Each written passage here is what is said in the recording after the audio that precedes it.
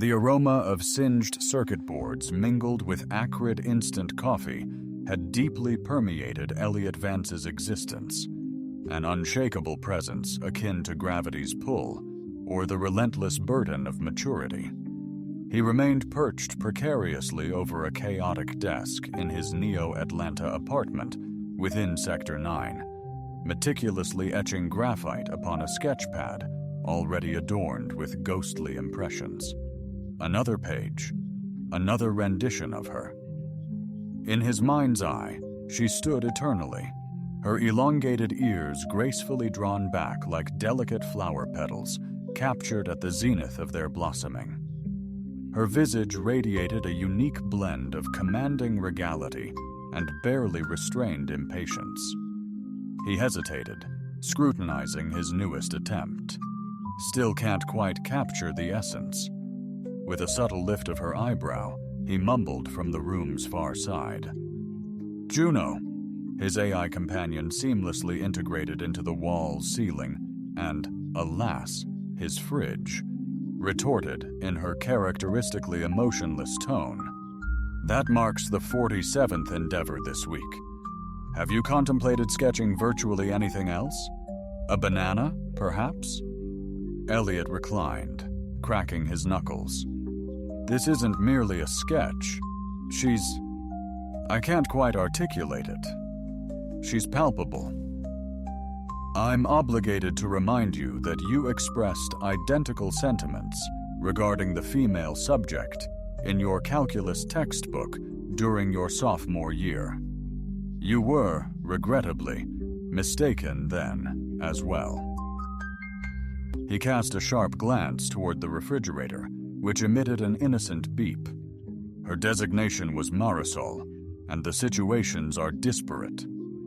Perched by the window, ethereal data cascaded like cryptic symbols from an otherworldly script, the ongoing readout from the LHS 1140 relay's latest signal surge. For weeks, the Deep Pattern Observatory's dedicated research team had meticulously tracked these bizarre emissions, which resisted any spectral explanation. Elliot, officially on leave, was driven by an unyielding obsession that ignored protocol. He'd been awake for 72 hours, relentlessly pursuing an intuition. The display pulsed, distorting the symbols, while the atmosphere thickened abruptly, as if intrigued molecules were crowding closer for observation. A tremor rippled through the observatory, building gentle like a polite earthquake. Elliot began. Ever the poet, Juno's voice sounded mildly panicked. "A spatial anomaly is manifesting. 3 number behind you, that's technically inside your apartment, also possibly." Elicit a shimmer of light-warped reality in his living room. It wasn't a door opening. It was more the universe briefly deeming doors too mundane and experimenting. A figure materialized, silhouetted against the collapsing cascade of color and static. She was statuesque enough to make Elliot instantly aware of his posture. She wore a deep indigo suit with a metallic respirator encircled her neck, emitting a soft hiss before silencing. Her long hair was braided neatly. Elliot's gut clenched. "Whoa!" he exclaimed, rising so abruptly his chair wobbled precariously. "Seriously not good." The woman surveyed the room, her expression a blend of wariness and fatigued acknowledgement. Her gaze fixated on the wall drawings, her focus intensifying as she advanced. Elliot attempted to speak, but the words jammed in his throat like teenagers in a crowded hallway. Defying curfew, she halted inches from him, nonchalantly snagging a sketch from the board. Her gaze pierced him. "The real question," she purred, voice like velvet, "is why my portrait graces your sanctuary." Elliot stammered, his mind flailing in a blizzard of disbelief. "Right," he finally managed. "Either I'm delirious from caffeine and sleep deprivation, or I've somehow won the cosmic dating lottery without even buying a ticket." Her eyebrow quirked. "You're more articulate than before." He blinked, perplexed. "Hold on. Your hair's even more of a mess." Juno's hushed voice echoed, cross-referencing facial structure. 98.7% match. Either she's real, or you have a disturbingly precise preference. The woman surveyed the room, like assessing a flawed study. You recalled most details, except misplaced braids. Elliot's knees buckled. I've been sketching you since I was a teenager." She faced him once more. Calm, yet grave. "Yes, that's precisely why I'm here." He began to speak, a myriad of questions bubbling, but the most urgent one spilled out. "Are you planning to obliterate me or something?" "No," she replied, moving towards the window to gaze at the cityscape. "That would be utterly superfluous." "Superfluous? Why is it superfluous?"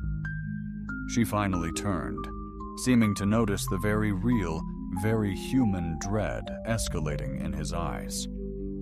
"Because you're not merely you. You're a linchpin. A linchpin to what? To a blunder," she stated. "One that's already beginning to fray around us." The shimmering portal that signaled her arrival imploded upon itself, leaving nothing behind. A bubble of hushed anticipation bursts. Secrets spill. Juno interjected, "Plus visitors. Surveillance drones inbound.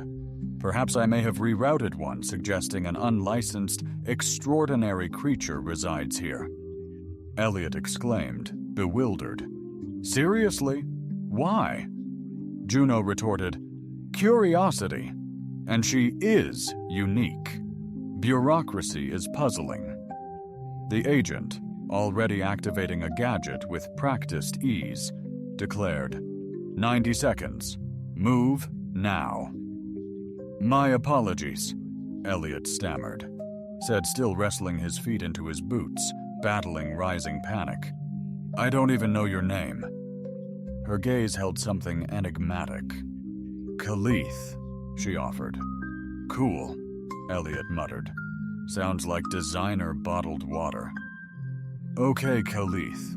You're an otherworldly woman who materialized in my apartment through some cosmic anomaly, inexplicably knows me, and implores me to flee before the feds descend." "Succinctly put," she replied. Elliot nodded. "Right. Just another utterly ordinary Tuesday." As the building lights faded and the approaching engines roared softly, Caliph seized his wrist, and time seemed to freeze. An unknown energy, beyond warmth or light, flooded through him. Visions flashed of unseen stars, unfamiliar languages, a vow spoken in the language of his soul, yet incomprehensible to his mind. Then they were surging out the window, hurtling into the night toward an undeniable, unnamed destiny, alongside Elliot Vance. Connoisseur of captivating women, devotee of grilled cheese, unwilling intellectual, had absolutely no clue of the situation he was diving headfirst into, though the ears finally explained a bit. The sky over Neo-Atlanta flashed crimson for a startling 2 seconds. Not poetically red, not a dramatic sunset, but an outright error code red, as if reality itself had momentarily fractured or some unseen hand had splattered digital paint across the heavens. Elliot, caught halfway into the passenger seat of a bizarre aircraft that looked suspiciously like a winged coffee machine, squinted through the transparent canopy as the final echoes of the event dissipated. "Is that a normal thing for the sky to do?" he inquired. Caliph, however, remained engrossed, rapidly manipulating switches on a complex console. Word in a dialect only machines truly understood. The cockpit resonated softly beneath them as the vessel awakened its systems, booting in gentle waves of pale light. Back on good old Earth. This is not the norm, he quipped, securing himself into a harness resembling a carnival seatbelt. I feel like we should at least issue a public notice. Dear citizens, please ignore the sky's erratic behavior. You know, standard crisis management. Calith shot him a sideways glance, seemingly debating whether he was malfunctioning or just inconveniently aware red phase. Quantum residue stabilized, corridor sealed, she affirmed, tapping a recalcitrant screen displaying a courteous error. Surface breach highly improbable, frankly undesirable. Elliot quipped. Undesirable from our pilot is music. Juno's voice buzzed. Correction, not toaster, but a V6 suborbital stealth shuttle, cloaking in such arcane code. Deciphering took me 5 minutes. Oh, and no snacks. Elliot sighed. You hacked. Ship's gone already. Ennui gripped me. The shuttle ascended with an almost imperceptible glide. No thrusters, no inferno, just sheer anti-gravity finesse. They'd cleared the ground and soared above the cityscape in mere seconds, banking left amidst the smog-choked skyscrapers with the feline grace of one who'd mastered gravity's manual, spotting every loophole. Destination? He inquired. Kaith punched in coordinates resembling a numerical sneeze. Off-grid, a blackout zone west of the continent, a forgotten testing site. The Coalition no longer keeps watch. Elliot concurred deliberately. Sounds supremely inviting. Perhaps we could procure some sandwiches en route. The pangs of abduction-induced hunger are proving rather distracting. Truly ticking off items on the sci-fi dream agenda. Calith's countenance flickered indefinably. A fleeting smile or a suppressed wince, her expressions often enigmatic. Her ears amplified every nuance, vibrating with her feelings. Ascending to a greater altitude, the vessel pierced through the cloud cover, unveiling the Earth's crescent shape. Urban centers sparkling like celestial perforations in the vast, inky canvas. Elliot vocalized, clearing his throat. You mentioned I'm a key. I unlocked plus. What cosmic secrets am I unveiling? I trust it's not some celestial Pandora's box crammed with primordial terrors or delinquent debts. You're linked to a conduit that eclipses humanity's dawn, Caleb stated, recalibrating our trajectory. Your being here defies probability unless a conscious tethering occurred, implying someone or something entwined your very essence with the Econete eons before your corporeal arrival. Elliot's eyes widened. Econet? That smacks of either a transgalactic neural network or a disastrous venture from 2031. I'm hoping for the former, less marketable admittedly, but let's proceed. Caleb's gaze locked onto him, amusement fading, voice hushed, almost sacred. I've chased echoes across 57 star systems, all converging on you. Every variant, every simulation, your unique imprint remains. Elliot, stunned. A signature? Me?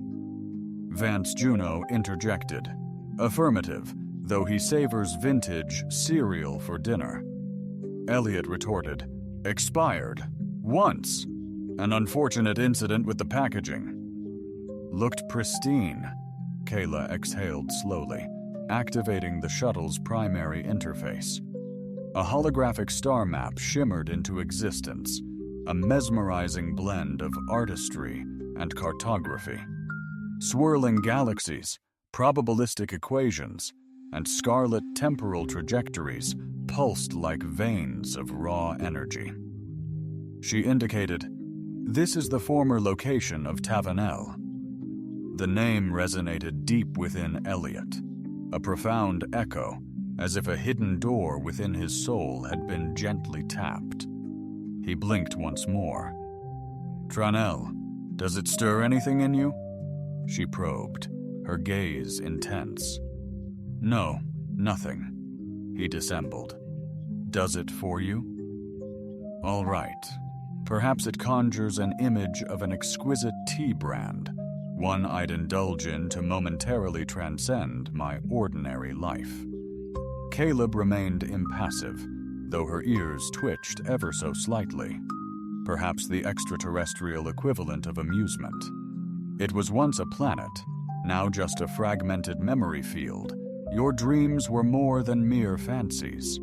A memory field, a lingering echo of thoughts, a residual mental space born from the swift, catastrophic collapse of a civilization before its quantum imprint could fully fade. Remnants persist, ghostly echoes of reason, subtly influencing receptive minds like Elliot's. Groaned, burying his face. "Fantastic. So I'm experiencing vivid cosmic history hallucinations because I'm sensitive? Juno, inform my therapist she was only partially mistaken. She's already billed you." He glanced back at Caleth. "All right. You mentioned a pact, a link." She affirmed, "The Continuity Pact, a quantum entanglement bond forged through sacred rituals. It was exceptionally rare, revered, used to uphold intersystem peace, and once employed on an unborn child. And that child was me," he stated dryly. Caleb's gaze softened. "You weren't meant to endure, but a soul's echo, a twist of fate, a karmic knot, whatever it is. The instant I glimpsed your drawing, recognition sparked." Elliot leaned back, reeling. "I wish I could claim the same, but frankly, I figured you were just my dream girl rocking elf ears and amazing hair." She chuckled, genuine amusement lighting her face. "So you remembered the ears," she teased. He offered a sheepish grin, hard to erase. The shuttle's alert chimed twice. Caleth, brows furrowed, checked the radar. Drones, 2 of them, tailgating us. "Scrambled thermal trail." Elliot's eyes widened. "Please, assure me the ship's armed." "It possesses something superior," Caleb retorted. "Superior to weapons." Caleb hit a glyph-marked button, essentially a cosmic YOLO.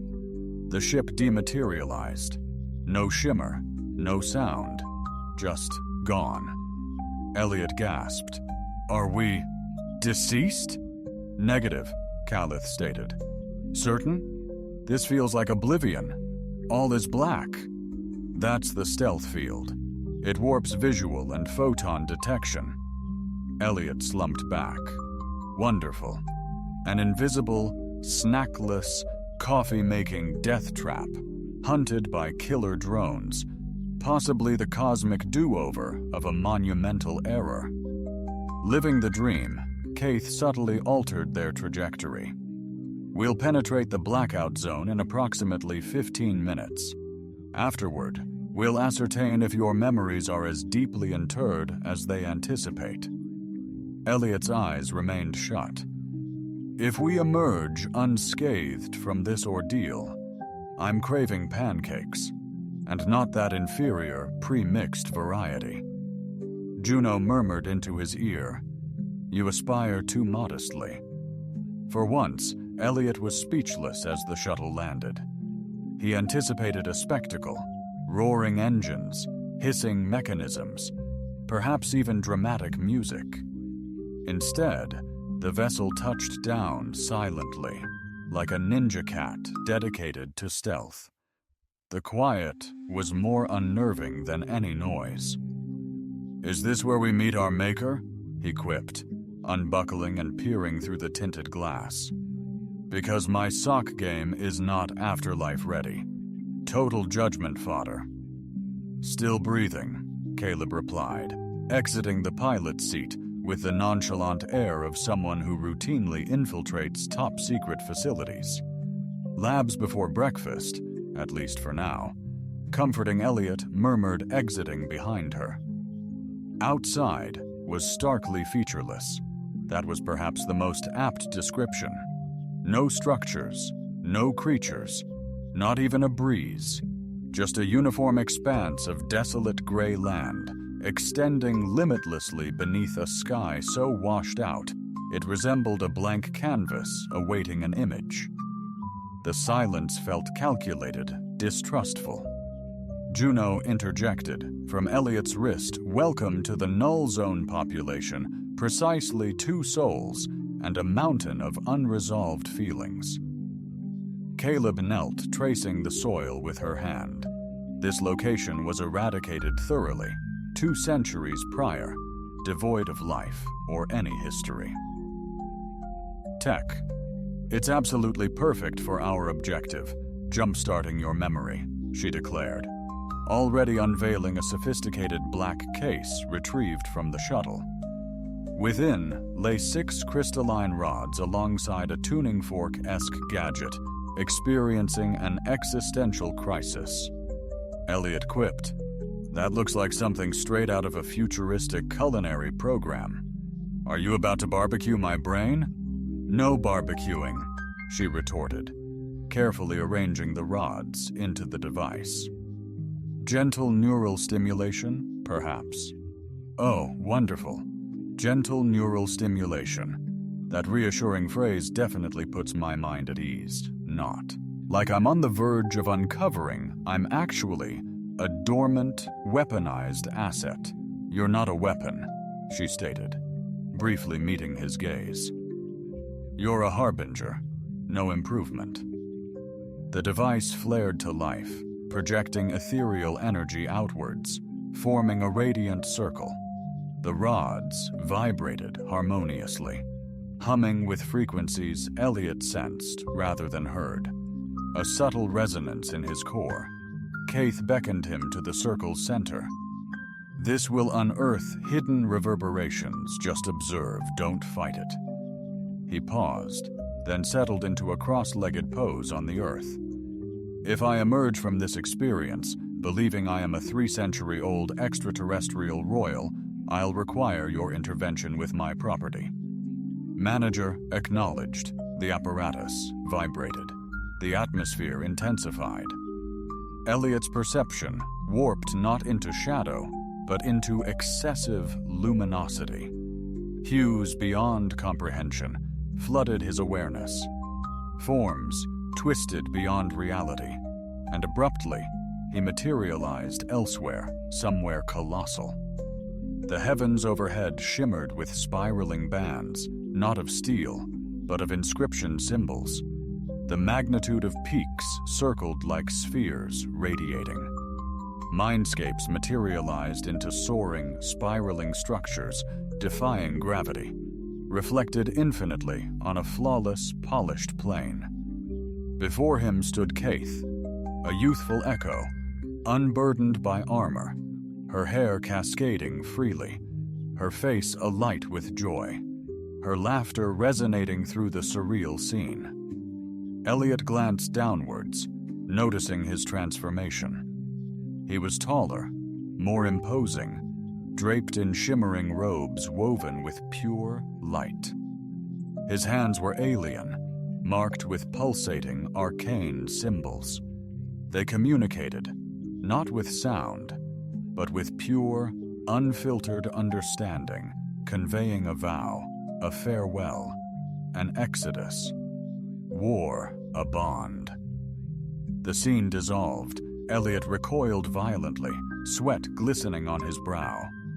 Keith knelt beside him, her gaze intense. "You witnessed something," she pressed.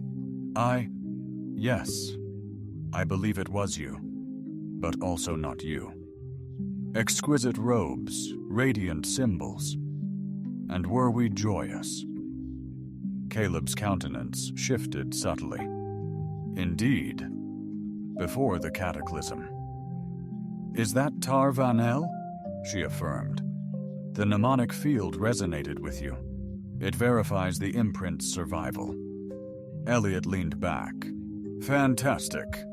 So I'm legitimately part reincarnated alien. Should I alter my coffee order? Perhaps a potent double espresso with a sprinkle of cosmic wisdom, please? Caleb flashed his disarming grin. You've always been delightfully absurd.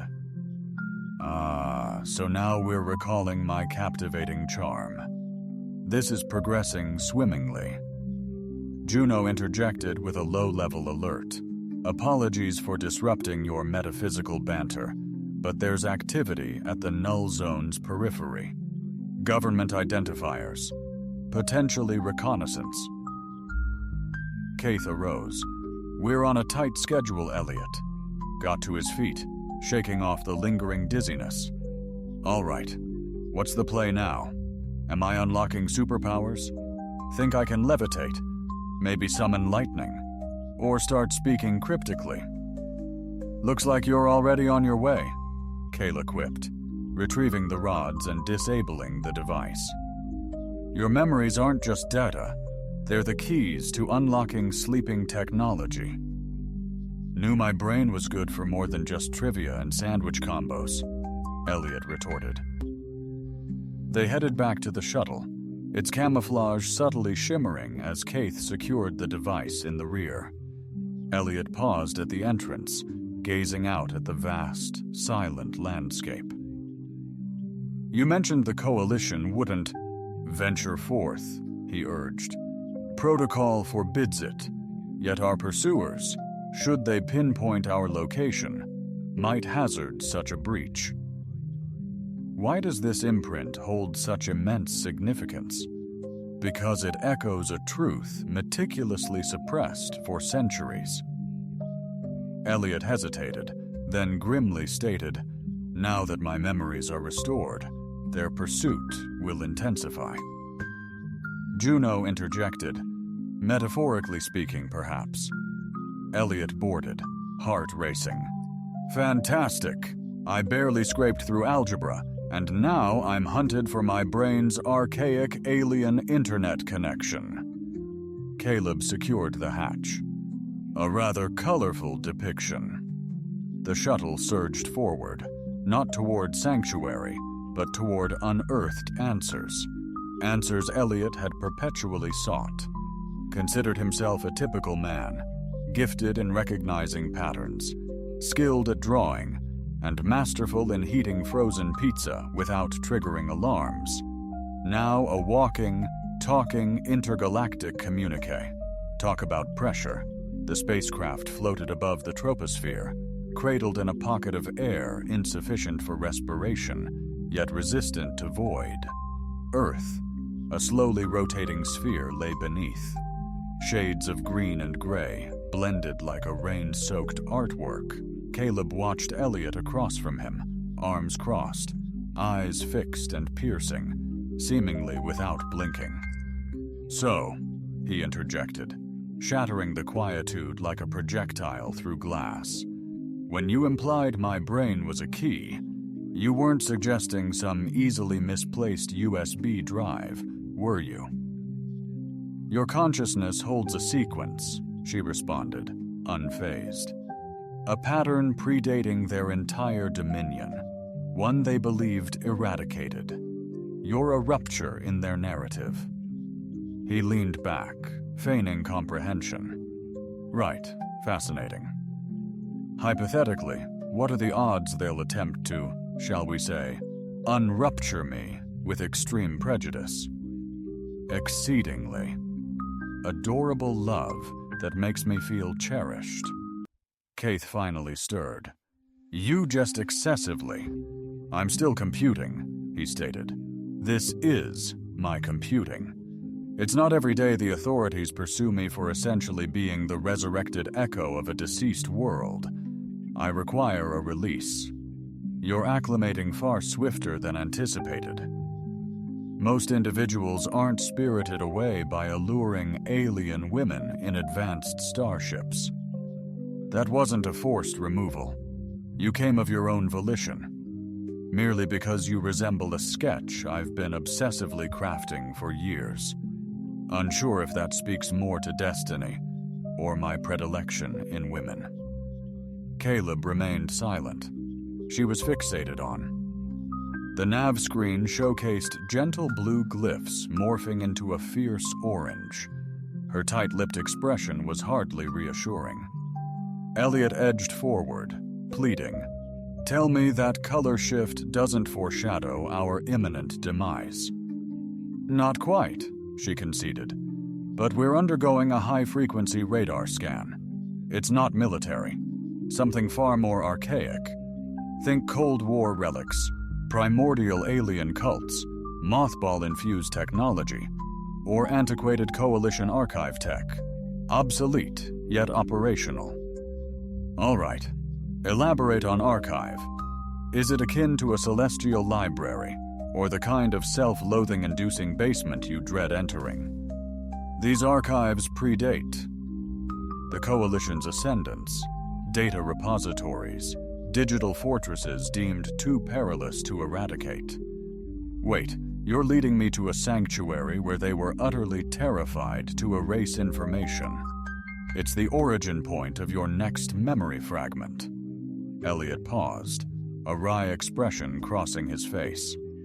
"I'm beginning to think my own recollections warrant combat pay."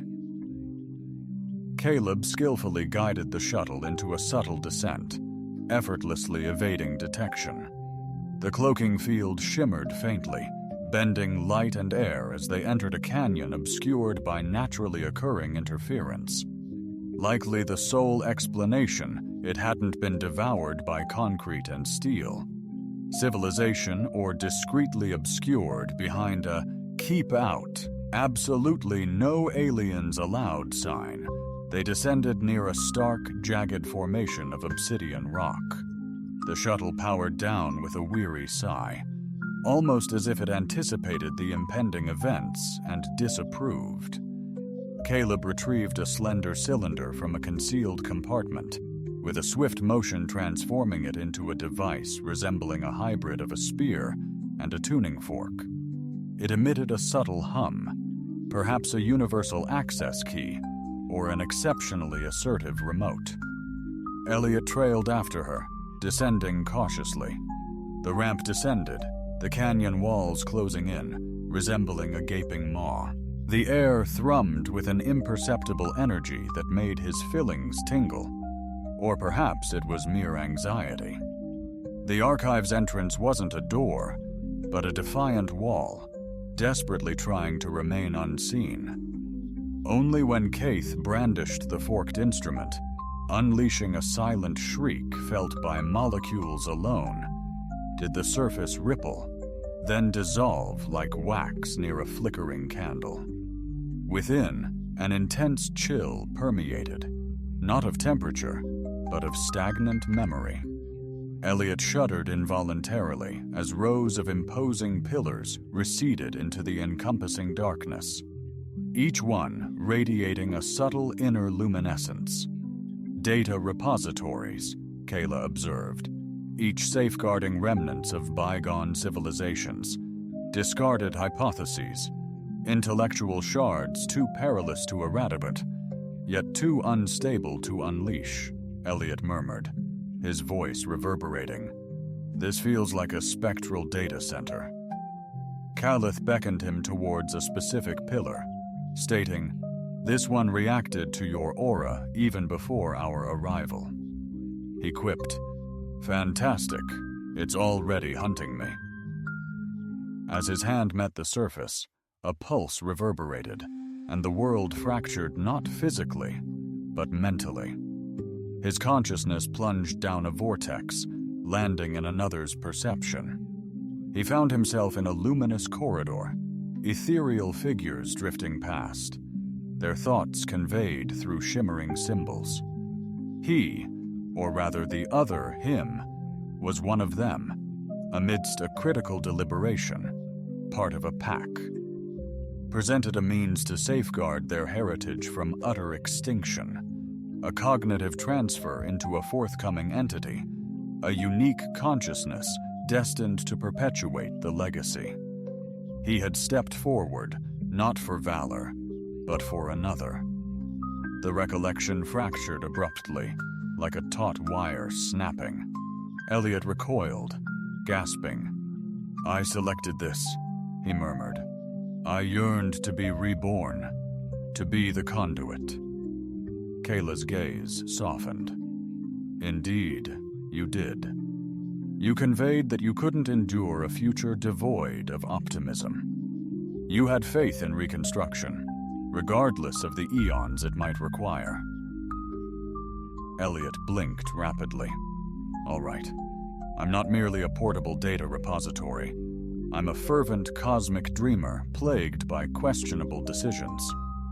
Caleb drew nearer. "You acted out of affection." His eyes widened, searching hers. "Were you the catalyst? Was it you who spurred me to volunteer?" Silence.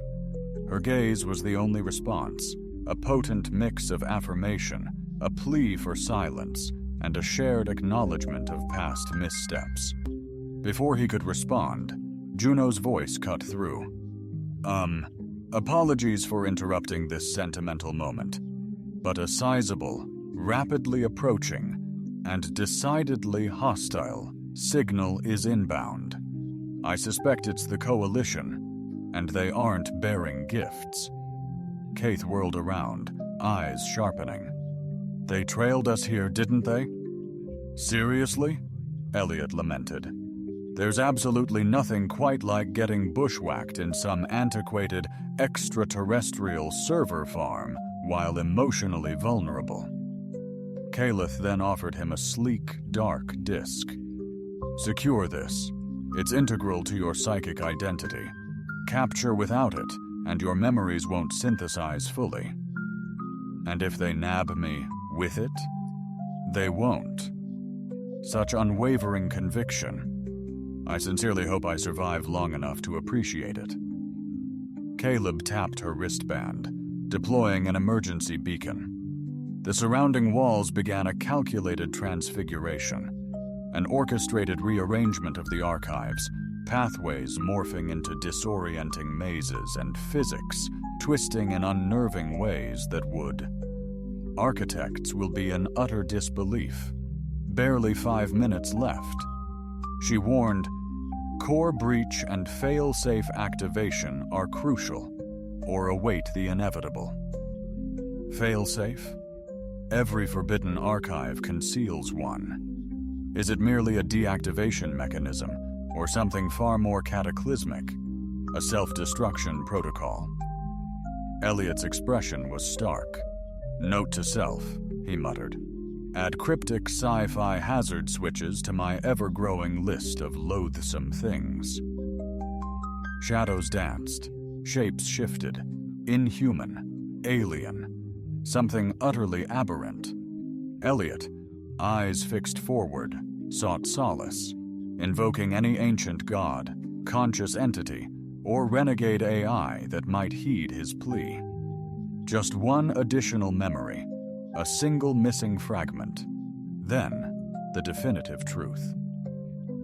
Answers initiated the archives, whose winding inner corridors curled around them, evoking the feeling of traversing the throat of a primeval, immortal beast.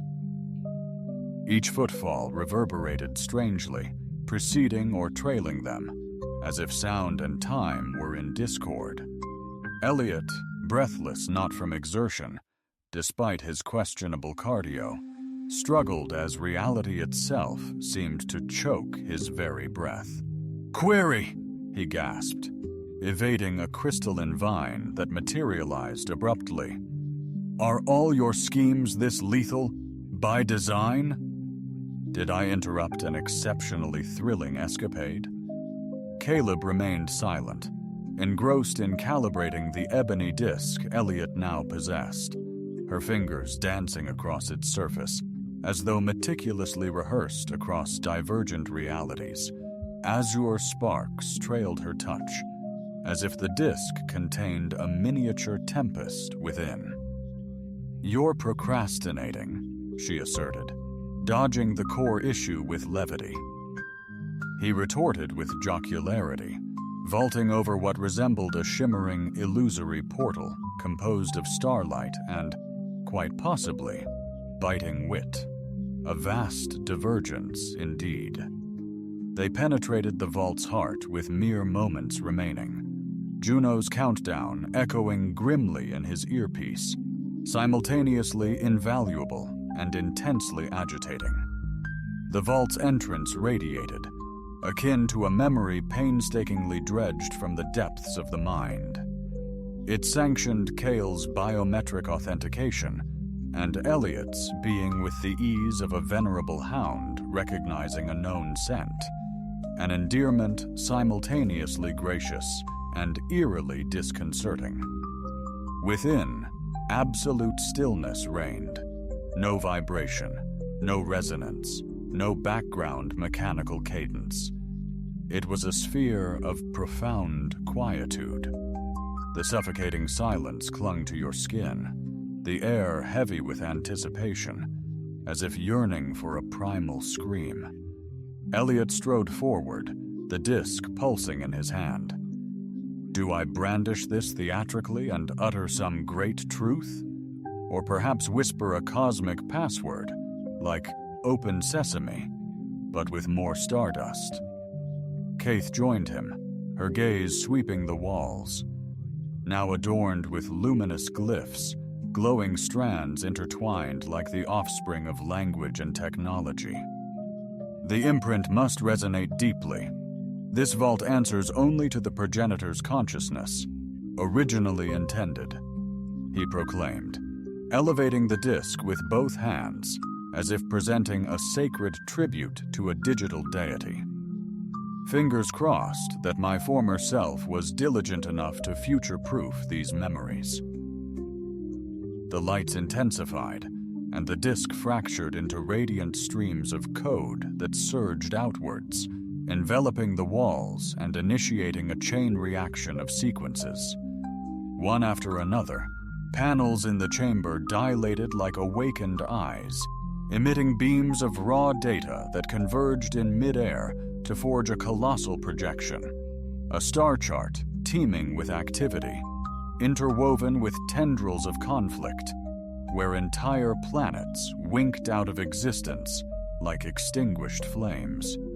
Trails etched by vanished worlds, the nexus, a form, a presence, devoid of designation, only gravity and profound quiet.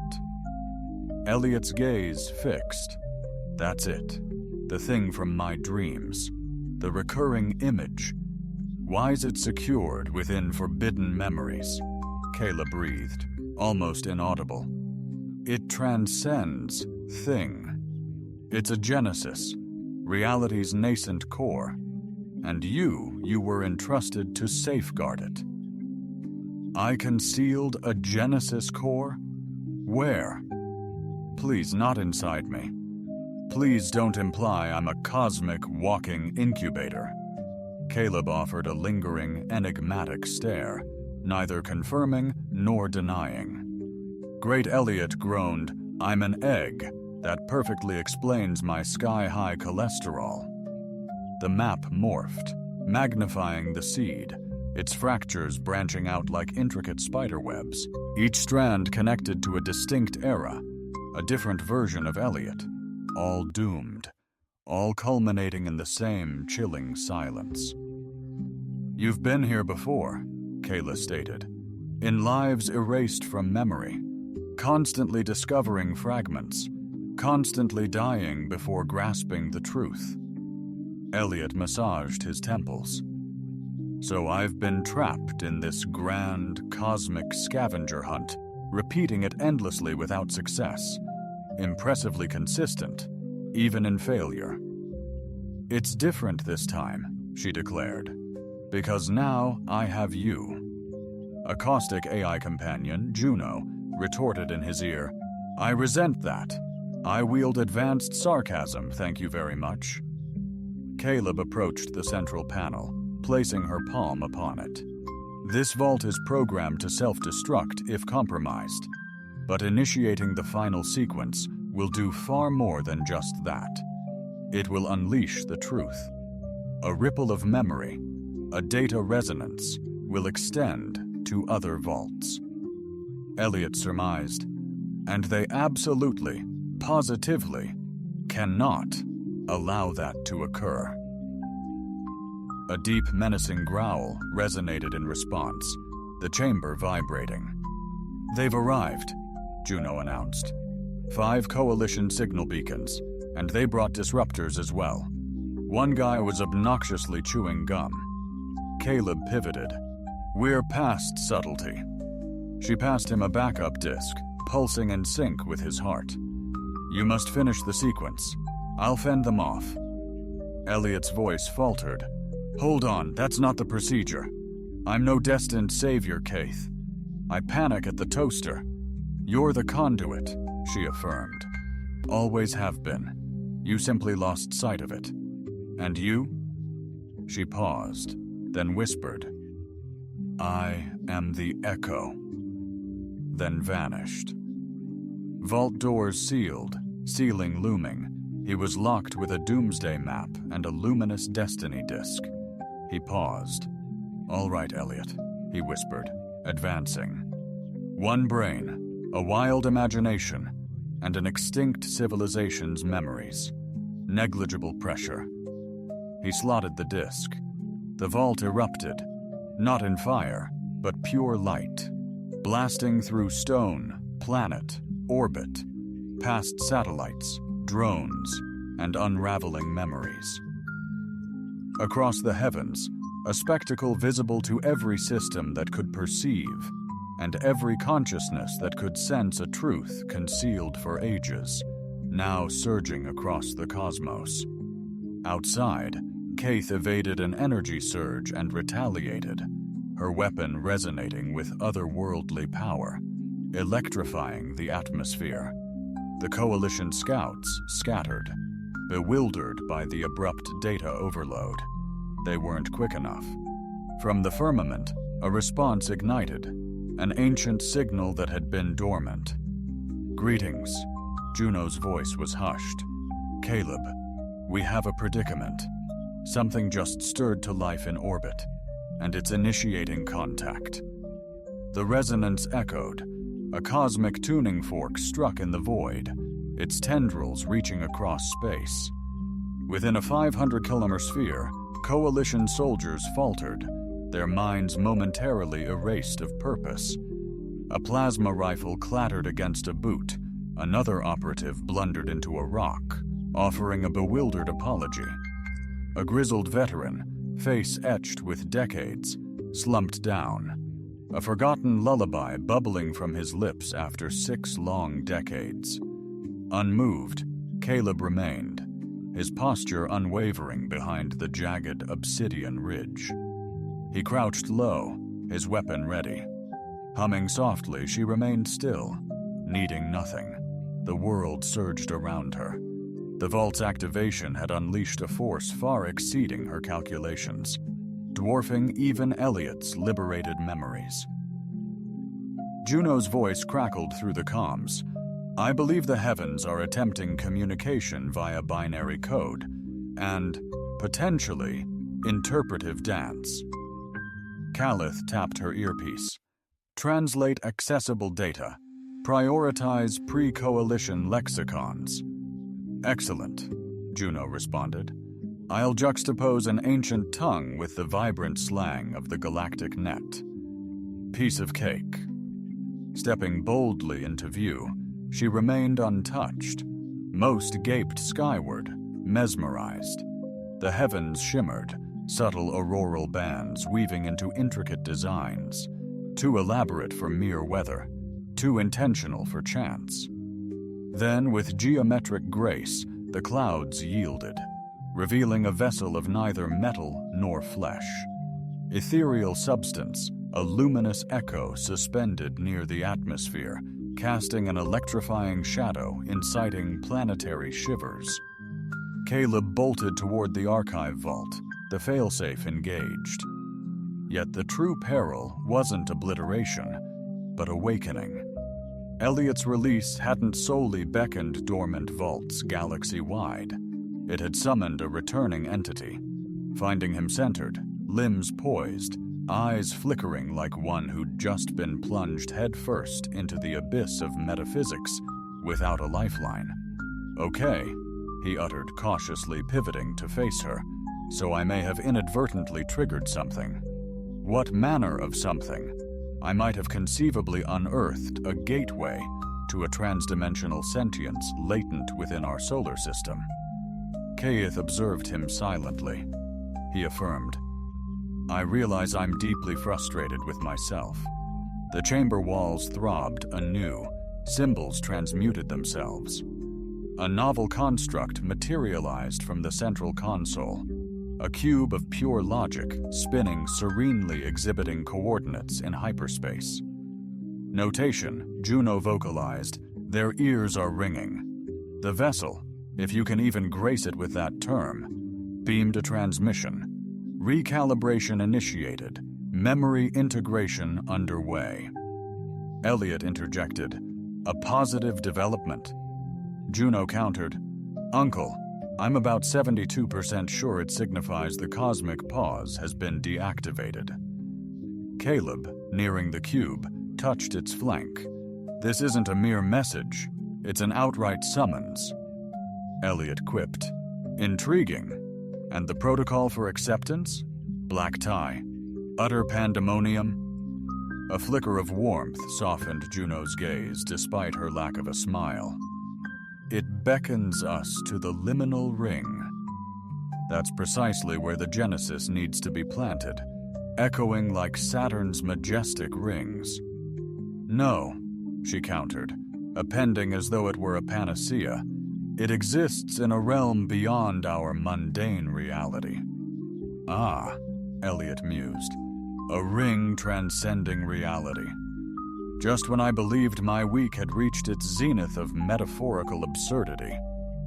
Caleb gestured toward the entrance. "Let's move. If the ship's responding, we gotta reach it before the Coalition weaponizes metaphysics with frickin' lasers."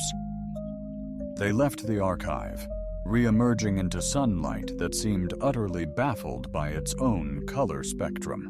The air crackled with static. Above, the dimensional ship loomed, its presence nonchalant, like a deity casually chilling. Juno, always keen to avoid planetary kabooms, had already initiated the shuttle's startup. Elliot was strapped in, trying not to stare at the goddamn. The radiant cube is now enshrined within the ship's core, resembling a begrudging centerpiece, he quipped. "Let's recap. I'm transporting a soul shard from a bygone pre-coalition civilization. I've activated an age-old cosmic signal, and now we're off to deliver a reality seed to a locale dwelling on the periphery of the universe." "Affirmative," Calith affirmed, "and still no frequent flyer miles, unbelievably." The shuttle lurched fiercely, engines throbbing with unprecedented power as the cube seamlessly integrated, seizing complete control. Navigation shifted, revealing not just destinations but exhilarating possibilities, time itself bending. "Heads up," Elliot Juno warned. "The Coalition's desperately trying to scramble the signal, failing hilariously. One of their ships just transformed into, I believe, a harp?" Elliot squinted. "Scratch that. Not metaphorical. A colossal, gilded, sonic harp." He added, "Well, at least they're exiting with a flourish." In mere moments, they pierced the upper atmosphere. The dimensional vessel towered, impatience palpable. It advanced, not traversing space, but navigating its essence, bending distance inward.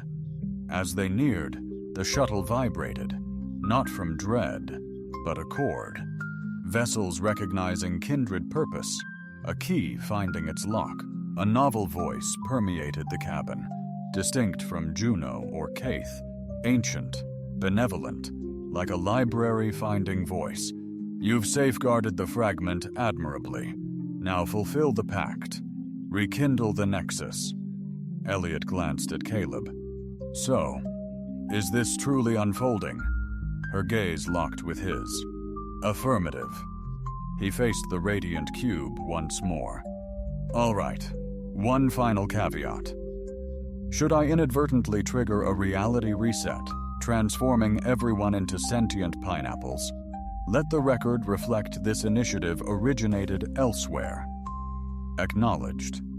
Subsequently, the dimensional vessel unfurled like a blossom or a cherished recollection, and they were swept inside by a light patiently waiting, since before time could even quantify.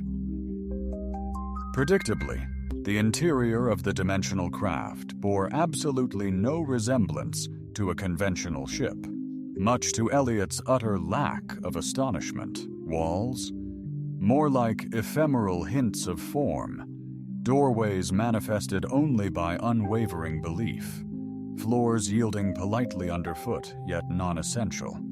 Each blink reshaped the architecture, as if the place playfully experimented with designs. Convinced I'm treading on pure intention, Elliot murmured, tapping a moonlit, thought-reactive surface. Pretty sure it just gave me a subtle wink. Kaith, who effortlessly mastered impossible angles with a dancer's grace, casting a glance of mingled amusement and gentle compassion, avoid direct eye contact with structural components. They crave validation, pursuing a gentle azure beacon leading further into the vessel. Where further defied conventional spatial understanding, Elliot extended a hand, expecting a wall. Instead grasped a fleeting, spectral echo of himself. Apologies exchanged, Juno tapped into Elliot's neural network. Quiet that was persistently unnerving. Still hanging in there, pal? Elliot inquired aloud. A moment of silence, then. Affirmative. Recalibrating, refining my understanding of corridor, and grappling with some rather profound reconsiderations of gravitational principles. Ditto. They entered what the vessel unequivocally designated its nucleus. Yet instead of a power plant or command module, there existed merely a sphere, suspended, radiant, alive. It resonated in harmony with Elliot's pulse, and as he approached, it shimmered with vibrant hues, like a tranquil lake recalling the warmth of the sun. This is the seed? He questioned. Calith affirmed with increased intensity. It's a repository of what vanished, a chronicle not only of your kind, but of its potential before obliteration. Obliteration, he echoed. Words like that make me recoil. You already fled once before. The sphere resonated, projecting visions, remnants of forgotten worlds, constellations of bygone galaxies, joy, conflict, melodies, stillness.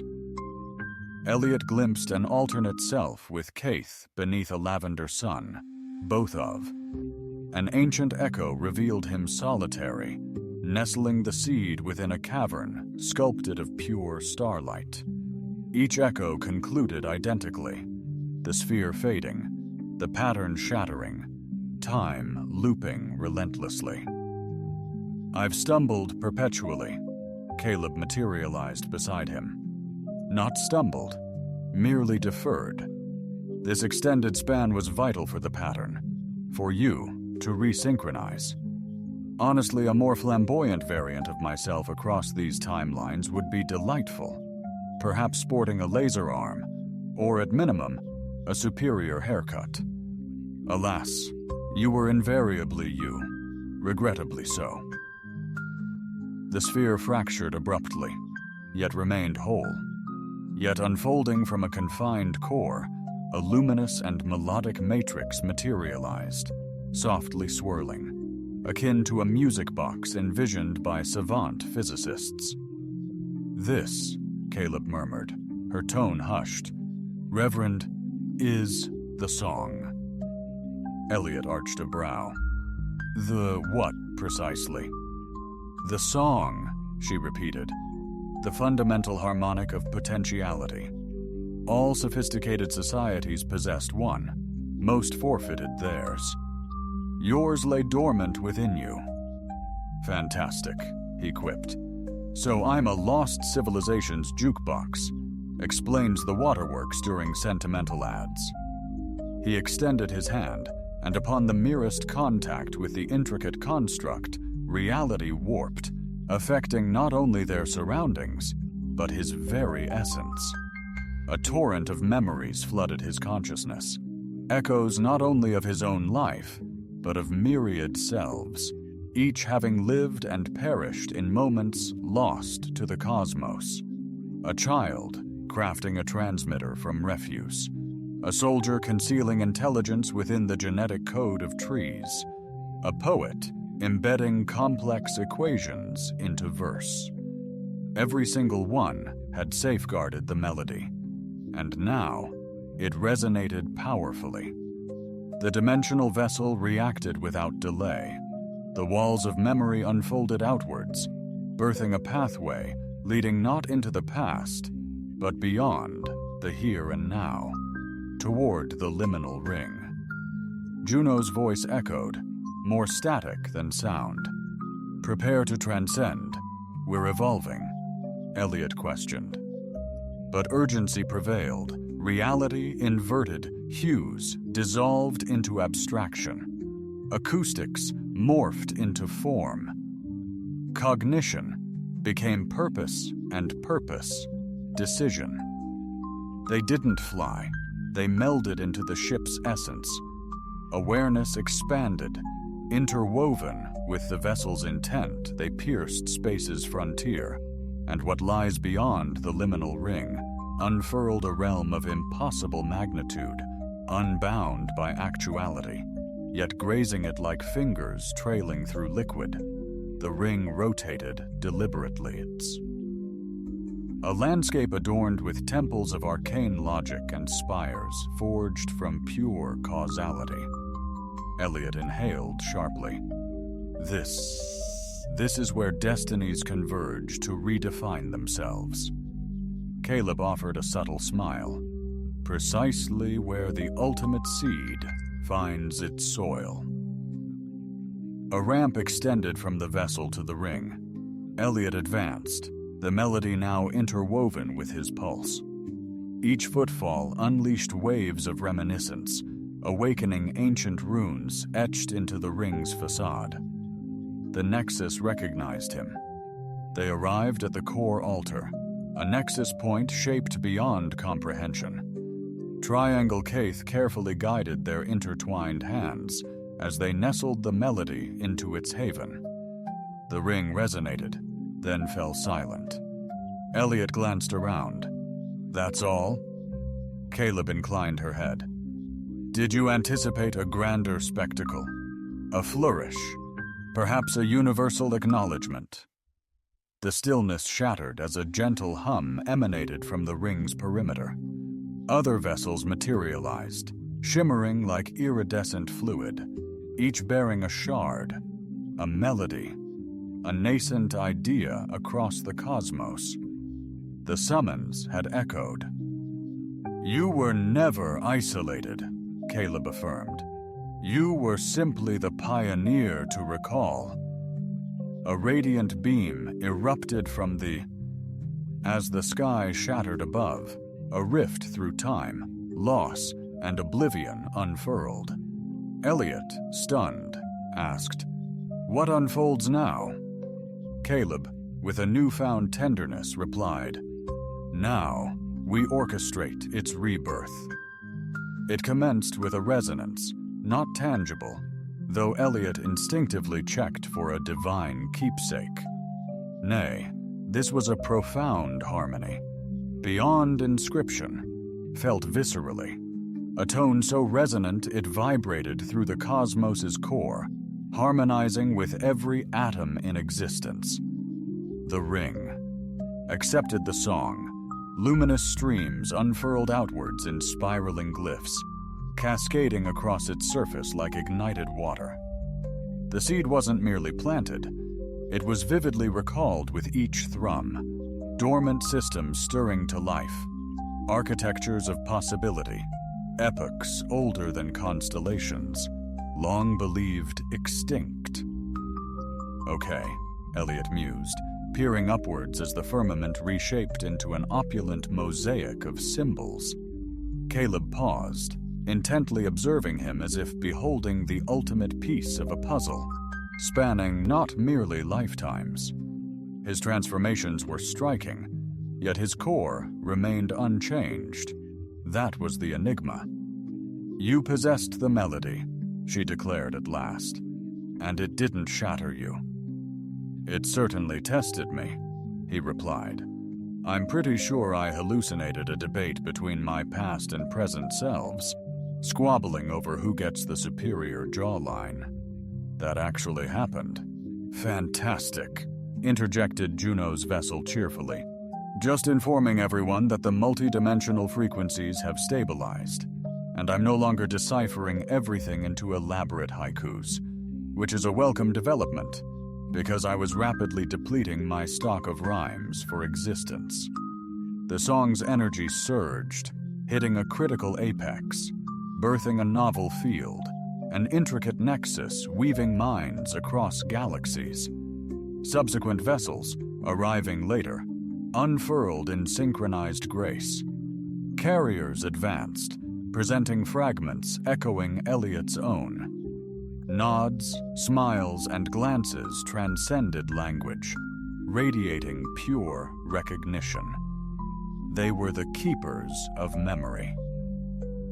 Elliot fought back emotion, mostly winning, and declared, gazing at the utterly bewildering structures, "This, my friends, is the very embodiment of hope, colossal, peculiar, and undeniably awe-inspiring." Caleb stood shoulder to shoulder with him. His rekindled hope sent shivers down his spine, a feeling long forgotten. From the dimensional ship above, a poignant final signal emerged, a fleeting burst of joy, mathematically translated, then imploded, its mission complete, leaving only echoes. "Well," Juno remarked, "now that's a definitive farewell." "I'm still buying it around," Elliot murmured. "You owe the whole damn bar a round," Juno shot back. They lingered on the ring for what felt like eons, or perhaps just a few sun cycles. Time had become fluid, a commodity to be bartered, which Elliot found both exhilarating and a tad disruptive to his lunch plans. The melody hadn't merely revived forgotten lore. It had jump-started the archaic network of interconnectedness, a tapestry of civilizations once entwined, now stirring awake like a cosmos rousing from its millennial slumber.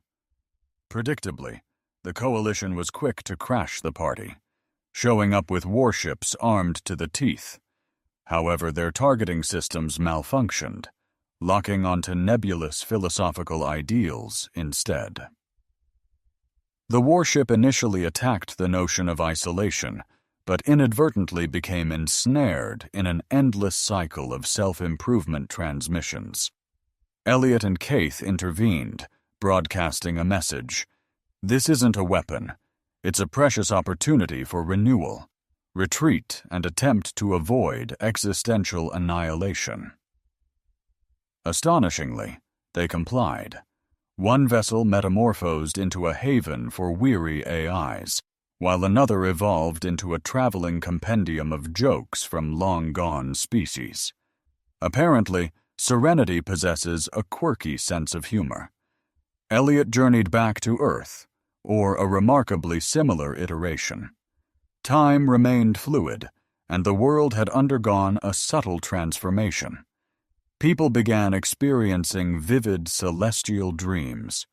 Unbeknownst to them, children echoed snippets of melodies unheard, while in a tranquil flat, Elliot's aged drawing of the long-eared woman dematerialized, its purpose fulfilled.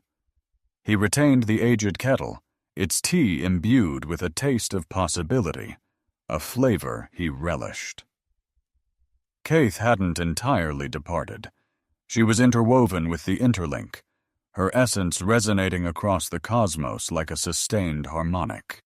Yet she graced them with visits, not always tangible, sometimes fleeting. A shared glance, a dreamlike vision, a celestial glimmer forming the shape of. Under the starlit canvas, Elliot perched atop the rebuilt observatory, a testament to his vision, cradling a mug of enigmatically quantum tea. "You know," he mused into the vastness, "considering my notorious history with even the hardiest cacti, I'd venture to say I've remarkably revived cosmic memory." A modest buzz emanated from Juno on his wrist, and utterly humble, I must add. The stars throbbed gently, a soft, rhythmic chorus, the enduring song echoing faintly in his subconscious, a subtle yet persistent reminder of past wonders, future possibilities, and the boundless potential that endures. A smile played on his lips as his teacup clattered to the ground. "Remarkable," he declared, gesturing towards a constellation. "It just winked at me, brazenly. It's taken to doing that, you see." Juno retorted, "How utterly uncouth. I'm practically indecent here." The celestial bodies winked once more. He exhaled deeply. "All right. Message understood." And far above, across the intricate network of rekindled worlds, their melody reverberated. Notes pirouetted from one mindful soul to the next, not as an ominous harbinger or a foretelling, but as an unbreakable pledge. They had recalled, and now they would never relinquish the memory.